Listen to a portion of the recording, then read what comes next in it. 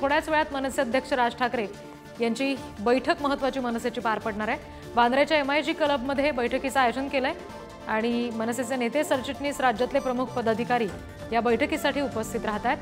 आगामी विधानसभा निवडणुकांच्या पार्श्वभूमीवर ही बैठक होणार आहे। काही दिवसांपूर्वी रंगशारदा सभागृह वांद्रे इथे झालेल्या बैठकीत मनसेनं स्वबळाचा नारा दिलेला आणि आजच्या बैठकीत मनसे अध्यक्ष राज ठाकरे आता पदाधिकाऱ्यांना काय सूचना करतायत याकडे सगळ्यांचं लक्ष असेल।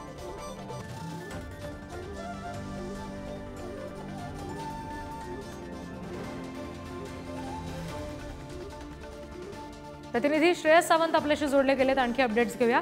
श्रेयस, कोण कोण बैठकीला उपस्थित आहे आणि काय नेमकी खलबतं सुरू आहेत याबाबत काही कळू शकले का?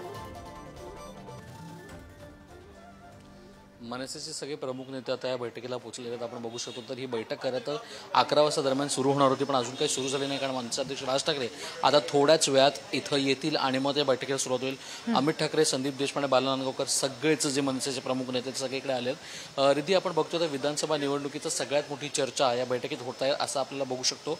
एकूणच आपण बघितलं की आपण दरवेळी म्हणतो की रंगशारदाच्या बैठकीत स्वबळाचा कुठे ना कुठे इच्छा व्यक्त केली गेलेली, तीच खरं तर इच्छा व्यक्त केल्यानंतर आपण 2020 खऱ्या अर्थानं 220 सीट्सवर लढतोय।